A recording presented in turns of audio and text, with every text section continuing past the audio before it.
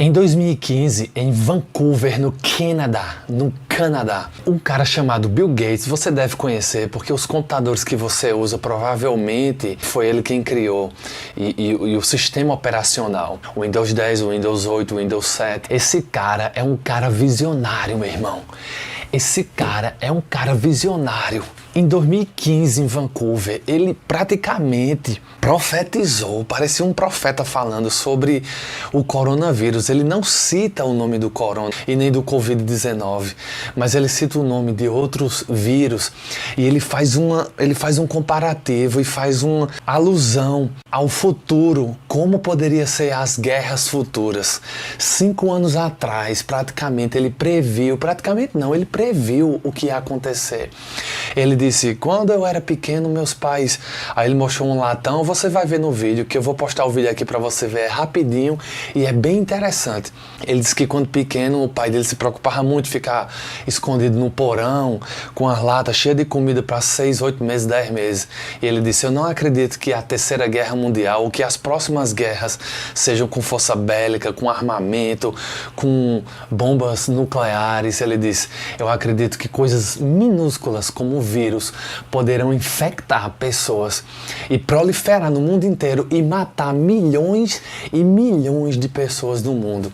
Cara, esse vídeo é impressionante. Fica aí, preste atenção, assista e no final você vai me dizer se foi bom ou não foi. Vamos lá, vamos assistir.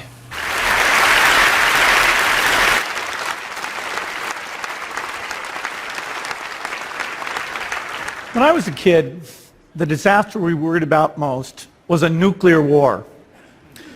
That's why we had a barrel like this down in our basement filled with cans of food and water. When the nuclear attack came, we were supposed to go downstairs, hunker down, and eat out of that barrel. Today, the greatest risk of global catastrophe doesn't look like this. Instead, it looks like this. If anything kills over 10 million people in the next few decades, it's most likely to be a highly infectious virus rather than a war. Not missiles, but microbes. Now, part of the reason for this is that we have invested a huge amount in nuclear deterrence, but we've actually invested very little in a system to stop an epidemic. We're not ready for the next epidemic. Let's look at Ebola. I'm sure all of you read about it in the newspaper. Lots of tough challenges. I followed it carefully through the case analysis tools we use to track polio eradication. And as you look at what went on, the problem wasn't that there was a system that didn't work well enough. The problem was that we didn't have a system at all. In fact, there are some pretty obvious key missing pieces. We didn't have a group of epidemiologists ready to go who would have gone, seen what the disease was, see how far it had spread. The case reports came in on paper. It was very delayed before they were put online, and they were extremely inaccurate. We didn't have a medical team ready to go. We didn't have a way of preparing people. Now, Médecins Sans Frontières did a great job orchestrating volunteers, but even so, we were far slower than we should have been getting the thousands of workers into these countries.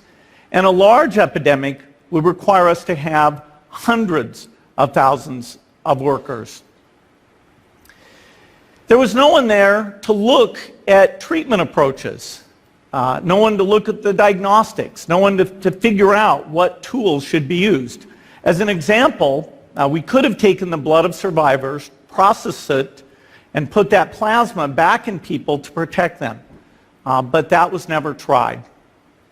So there was a lot that was missing, and these things are really a global failure. The WHO is funded to monitor epidemics, but not to do these things I talked about. Now in the movies, it's quite different. There's a group of handsome epidemiologists ready to go. They move in, they save the day, but that's just pure Hollywood. The failure to prepare could allow the next epidemic to be dramatically more devastating than Ebola. Let's look at the progression of Ebola over this year. About 10,000 people died, and nearly all were in the 3 West African countries. There's 3 reasons why it didn't spread more. The first is there was a lot of heroic work by the health workers. They found the people and they prevented more infections. The second is the nature of the virus. Ebola does not spread through the air. And by the time you're contagious, most people are so sick that they're bedridden. Third, it didn't get into many urban areas, and that was just luck. If it had gotten into a lot more urban areas, the case numbers would have been much larger. So next time we might not be so lucky. You can have a virus where people feel well enough while they're infectious that they get on a plane or they go to a market. The source of the virus could be a natural epidemic like Ebola, or it could be bioterrorism. And so there are things that would literally make things 1,000 times worse. In fact, let's look at a model of a virus spread through the air like the Spanish flu back in 1918. So here's what would happen. It would spread throughout the world very, very quickly.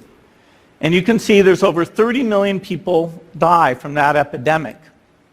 So this is a serious problem. We should be concerned. But in fact, we can build a really good response system. We have the benefits of all the science and technology that we talk about here.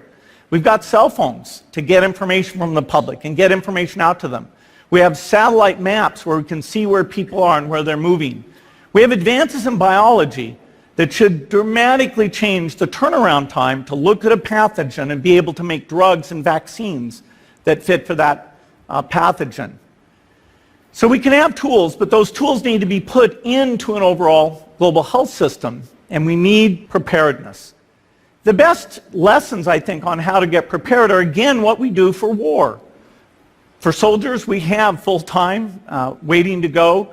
We have reserves that can scale us up to large numbers. NATO has a mobile unit that can deploy very rapidly. NATO does a lot of war games to check, are people well trained? Do they understand about fuel and logistics and the same radio frequencies? So they are absolutely ready to go. So those are the kinds of things we need to deal with an epidemic. What are the key pieces? First is we need strong health systems in poor countries. That's where mothers can give birth safely, kids can get all their vaccines, but also where we'll see the outbreak very early on. We need a medical reserve corps. Lots of people who've got the training and background who are ready to go with the expertise. And then we need to pair those medical people with the military, taking advantage of the military's ability to move fast, do logistics, and secure areas. We need to do simulations, germ games, not war games, so that we see where the holes are. The last time a germ game was done in the United States was back in 2001, and it didn't go so well. So far, the score is germs 1, people 0. Finally, we need lots of advanced R&D in areas of vaccines and diagnostics. There are some big breakthroughs, like adeno-associated virus, that could work very, very quickly. Now, I don't have an exact budget for what this would cost, but I'm quite sure it's very modest compared to the potential harm. The World Bank estimates that if we have a worldwide flu epidemic, global wealth will go down by over $3 trillion, and we'd have millions and millions of deaths. These investments offer significant benefits beyond just being ready for the epidemic. The primary health care, the R&D, those things would reduce global health equity and make the world more just as well as more safe. So I think this should absolutely be a priority. There's no need to panic. We don't have to hoard cans of spaghetti or go down into the basement. But we need to get going because time is not on our side. In fact, if there's one positive thing that can come out of the Ebola epidemic, it's that it can serve as an early warning, a wake-up call to get ready. If we start now, we can be ready for the next epidemic. Thank you. como vocês viram e ouviram, como ele bem falou, os governos mundiais se prepararam e estão muito preparados para uma guerra, um combate bélico, mas esqueceram de se preparar contra os vírus. Portanto, estamos passando por isso hoje. Obrigado e até o próximo vídeo. Valeu!